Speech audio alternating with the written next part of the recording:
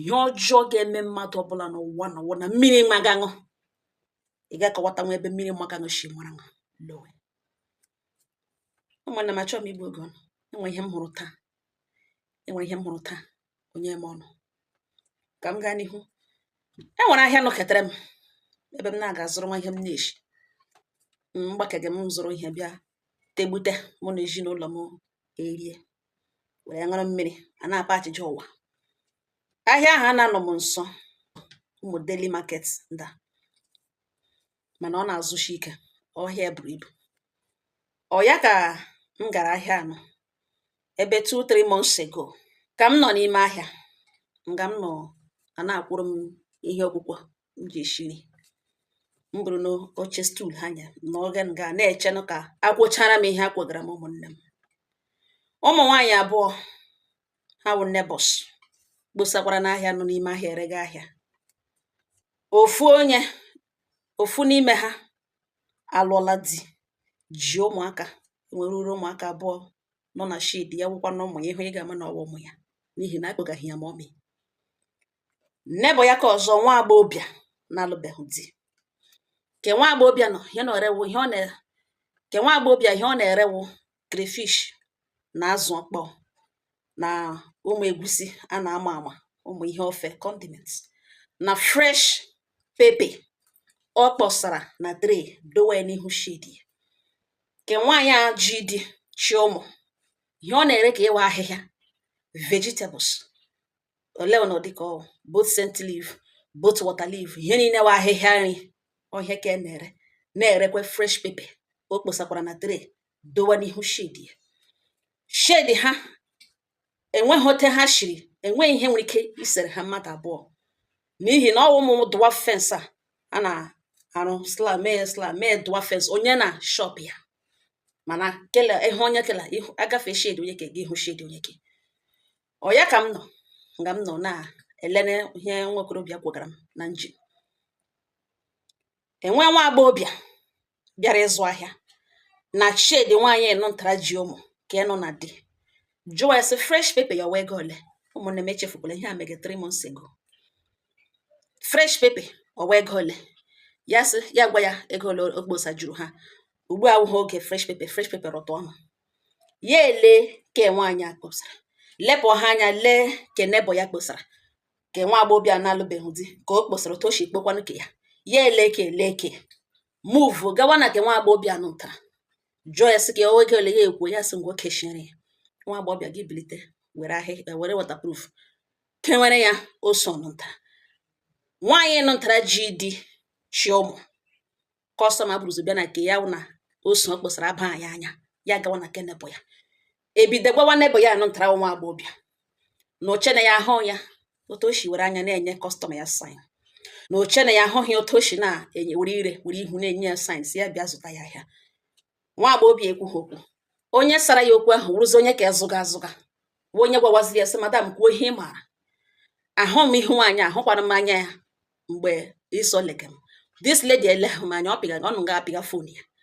nọ ya nwa na-azụ ego wuke ya ihe masịrị ya ka ya ga-azụ na ya lere oso ke ya lee oso nebo ya wụ na oke this girl ka ya bịawa na ngwa ọbịa bịa ele oso n'ugbu a na ọ wụrụ ya nwa na-azụ ọ ga-azụ ka ya na o kposara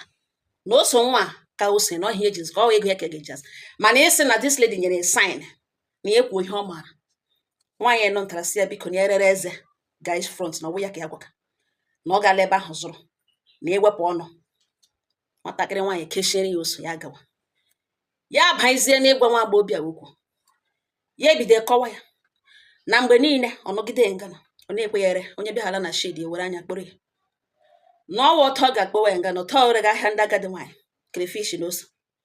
Ụmụ agbọghọbịa ibe emegacha ezigbo biznes kposacha boutique na-ere ọbịa nga asọ na-ere ogiri okpe na crayfish na ọ ga-eregide ya ka nka na ote na otele ngalachara n'ime na-ele nwa okorobịa isi kpakọrọ ọnụ ga-ahụ ya lụọ ya n'otu ọrụ otu oshi boga egwụkwọ ka ụmụ nwoke bịa ntụrụ nwere otele niile nwalacha ya n'ime. Nọọ ndị mpa ndị agadi nwoke ndị sugar daddy nye gị ego ji emege biznes na ọ ga-anọ nga azụgido ahịa ogiri na crayfish isi ya cha white na ya na ịga nga na ọhịa o ji ọlụ ọ ga-alụ di ọlụtaligwe na ọgwụkwa na ha alụ until ya aka nka na ebe ọ si ya ga-eburu ahịa bịa ya ga-ere ahịa na mgbe niile ọ na-ewere anya na-akpọ kọstọma ya. Ihe niile ọ gọga dis lady, nwa agbọghọbịa ahụ emepeghị ọnụ gọgwara ya ihe o mere were aka dị na-agba anya mmiri na-akpọbishi. Mana enwe ihe ọzọ m notisiri, nga m nọ na-elege ihe sụga nwaanyị a n'ọnụ, gị legharịa ndị ka ọzọ wụ nebo ha ma ndị regacha ahịa dị iche iche, ha niile afọkọsọ n'ihu nwaanyị akwụghị okwu na-ara ya sọsọ anya. Otu ha si na-ele ya, ha ele ụfọdụ na-atakwu n'ime onwe ha. Gị ghọta dat na nwaanyị ahụ dị mbụ enye nwa agbọghọbịa nsogbu. Ọ kwugide ihe asụgide ya n'ọnụ na ọ ga-anọ nga aka nka na ya na-ega aga anọ ga alụ di chọwarịwa ụmụ nwoke ji nwaanyị chiọma na ọwụ ndị shuga daddy nyere ego ji emege biznes. Nwa atụpụkwara na ihe ọnụ. Ọ ya ka emegidere otu nwaanyị rego okporoko ebilie onye nne gakwuru ya si ihe ọ na-okwu na ihe kwuru na-ere n'ọnwa mmadụ ka ọ gwaga ihe na ndị ka nọ nga ga-etolitekwa agbọghọbịa echi nọ na-ekwu okwu mgbe ụfọdụ ya gwa ya kwa ọ gịnị ka nwanụ medụrụ ya na ya na ya agbaghịrịghị ha otu ahịa na ọwụ gịnị ihe obere nwanụ mege ọwụ gịnị ihe nwaanyị mgbe niile ya na-akpọ ya ọnụ ọlụkwa dị ọlụdị na ọ gịnị ihe ọma wụrụ mmadụ gwa ya ji ekwu okwu taa ya si the woman biko gawa na shade gawa nwekwa ya na ya achọkwa ugbo ya nyelikekwa ya na ya achọkwa ugbo ya bilige na nwaanyị ejiri ha nwayọ gawa ha na shade ya. Ụmụnne m lezie na ihe mere na nwa agbọghọbịa nọ ntara ebilite n'ime ahịa kpara polo ya olu oyi yipụga ya fụ naanị bra ya ewere aka abụọ chịrị aja n'ihu shade ha nga na si na ihe nọ n'ọwa ime ahịa na ya nọrọ na ụmụ agbara na-azụ ahịa n'abalị, ndị mmadụ zụcha n'ụkọtụla agbara bịa zụọ n'abalị, and ya nọkwara na agbara na-abịa ahịa na enwekwara agbara nwa ahịa na ha jọji ya na nwaanyị na nkwa na-enwere eshi ya kpọrọ kọstọma nọ n'ihu shade ya sọ hapụ ịzụ ahịa bịa zụọ ya ahịa na enwekwara eshi ya nọgidere lee kọstọma ya anya omega na-enye ya saịn bịa zụọ ya ahịa na ha gbuo ya ihe na nwaanyị na-aga oge ya na ya emezuo n'isi. Ma ọ bụrụkwa na enwebeghị ya kpọrọ kọstọma ya enwebeghị ya pụtara rie ekele ọ bịaghala nga ọ ya nwa ga-ekele mgbe ụfọdụ ga-atụpụrụ ya ọnụ na enwebeghị ya kpụsara ya nwaanyị mmadụ bịara ịzụ nwaanyị ahịa ya nye onye ahụ saịn ọ si ya bịa zụrụ na onye ọbụla kpọsara ahịa ga-ere ahịa na ihe ndị a na-erecha ahịa bụ ndị bịara n'ihu shade ejọ ya wee ego ole nweghị onye ya kpọrọ kọstọma ya na ọ bụrụ na enwerechi ya kpọrọ kọstọma nwaanyị nọ maka ya hụkwelechi taa na ha fopụ ndụ ya. Ma ọ bụrụkwa na ihe a niile nwaanyị agbaghị ya enweghị echi ya mere na ha fopụ ndụ ya fopụ ya fuo ya nga anya ga-ahụ na afọola ndụ ya na ha gbuo ya nga ha ga-ama na ọ ndị ahịa gburu ya ewere aja anụ ntara. Agadi nwaanyị ahụ rego okporoko wuo onye kọmuniti a agwa ya sị nne awụsakwala aja ahụ n'ala nne jide aja ana m abịa be nwaanyị agadi nwaanyị na-ekwule ekwe ọ wụwala aja n'ala kụchachi aka ya gawa na shade baa ha na shade ga nọrọ ọdụ. Agadi nwaanyị nọ ntara ebilie bịa chịwa hakwa eke gwawa ke nwaanyị ji di si ya nne madam lechaa onwe nwa ọfụma wụrụ na ihe a nwa kwuru ebe a na ya wụ one of the women ya na ihe na ọ kọmuniti ya na o nyochaa onwe ya ọfụma na ọ wụrụ na ihe a nwa kwuru ebe a na o lee onwe ya ọfụma ma ọ mara n'ọnya na ọ bụrụ na nwa na-akpọbekwe kọstọma ya for one day ọhụhụ n'anya na o ji obi eboge nwa na ya na ndụmọdụ ya ga-enye ya wụ na ọ ga-meet ga village chief ka summon all this girl arịọ ya na nwere ha ga-abịachi exactly nga na nwa na n'omume ihe nọ were mmanya ọkụ wodo ndị ime ahịa obi ma ọ bụrụ na ọ wụghị ya na nwa akwụọ na ya gbara makwa na ọma na ihe na village mgbe ụfọdụ ndị rụrụ ala n'obodo ha na gị na ọ n'ime ahịa na ka a na-abịa apọnishi ha na ya ma wụ agadi nwa ya obochi obodo na ya ma ihe ngala awụ bifo arụọ ya ahịa ahịa nwa ji ajakwu nga na o lekwa onwe ya ọfụma ya sị biko n'ọhịa ahụ ka e kwuru na ọ wụtọ na-eshi abịa nga abịa achụrụ anara ya kọstọma ya okwu ekwuru ekwucha ụmụnne m 3 months ago ka ihe a mege ọ ya ka m gara ahịa taa n'ụkụtụ taa si m ga m ga zụrọta m na-eshi azụkọrịta na-elezi nwaanyị nọ ntara ya na-acha mmiri mmiri ya tagatakata acha mmiri wụọ mmiri tụka n'ụdị nnọọ ka skedi a na-achacha white ọkpụkpụ ihu ya pụtacha m si na-anụkwanụ m kwuo n'obi m si na-arụkwa Jizọs ogene okwu ya abụọ azacha azakpo ya na ga na-agazi ka onye bara onwe ya shi n'uzi nga anụ ntara were anya ha nwa agbọghọbịa anụ ntara n'anya nga o reshigakwa kọstọmas ya ahịa na-ereshiri ahịa ya na-ele eme ya ekpekiri anya m jụwa one lady dear m zụga ihe ebe mma ga-egusi si ya biko nwaanyị a ana m eshi ha kụrụ isi ebe few months ago ya na nebo ya anọ m ihe agadi nwaanyị asị ya mee ọ bụ mee ihe ahụ nwaanyị asị asọ gịdị ọnụ ya shia ọnụ ya ochie ịma na ụmụ nwaanyị eso wobere ya nwaanyị akọwazie gbahọ n'aka na-akụrụ n'ọwụ n'okwe kemgbe nwaanyị akwere ga-agba ya datin n'okwe ha agabega hụ chief ahụ si ya gaa and ọ nwaanyị awụ onye ọya nwa na-ahụ maka ime ahịa like enwe onye na ibe ego nwere ha agaga ekpesara ya na nwaanyị a niile nwa akwe m nọ na eshi ihe ahịa ga ịshọ ọkụ ka dizi ụta akụ na uche akụ ya mgbe niile nwatakịrị obere ihe ọ kọwala ya ọ ga-agụwa ya n'ọlụbedi na ọhịa o ji ọlụ di na ọhịa o ji ọlụ di okwu katala fat na o shiela onye ọbụla o na m nọ that day ite ose ahụ mere na the other day ọtọ lekwa nwa na nwa the other day o biliri mmamịrị egecha na-efe na ọrụ ka onye gazi onwe ya mmamịrị na the other day ọ dara n'ihu shedi daa nga na-aha anya mgbe nwe onye kwere anụ kedena ọkwa dị sem gel gbapụtara ka ọ bịa kuru ya nwaanyị onye mma anụ opposite nwaanyị Igbo agbojaga ya sara ọgbagị